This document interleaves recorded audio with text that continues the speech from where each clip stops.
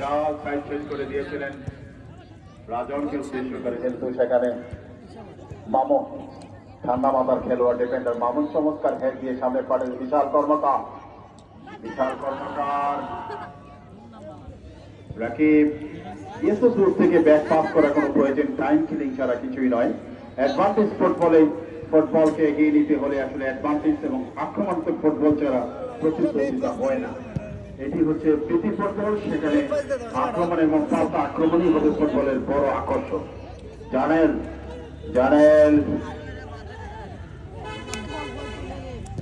আফজাল, আবারও মধু, সেখান থেকে জার্নেল থেকে সাইড ডিফেন্ডার থেকে সাইড চেঞ্জ করে বল পাস। বেশটা অনেকটাই কিন্তু তার পূর্বেই অফসাইডের পাদে ধরা পড়লেন কুলিয়ারচর একাদশের খেলোয়াড়।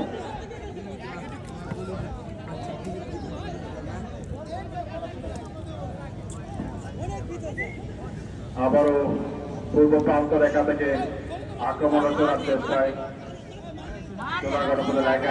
সীমানার ভিতরে রক্ষা করলেন নিজের দলকে। একাডেমি খেলার রূপায়ণ আমরা দেখতে পাচ্ছি, তাদের চমৎকার 1-1 এবং ব্যাকিং ব্যাক পাসে অনেকটাই সময় তিনি করেছেন। আক্রমণ বিশাল দিয়েছিলেন শট, আবারও বিশাল বিপদ সীমানার ভিতরে কুলিয়ারচর একাদশের জানেন নিজের নিয়ন্ত্রণে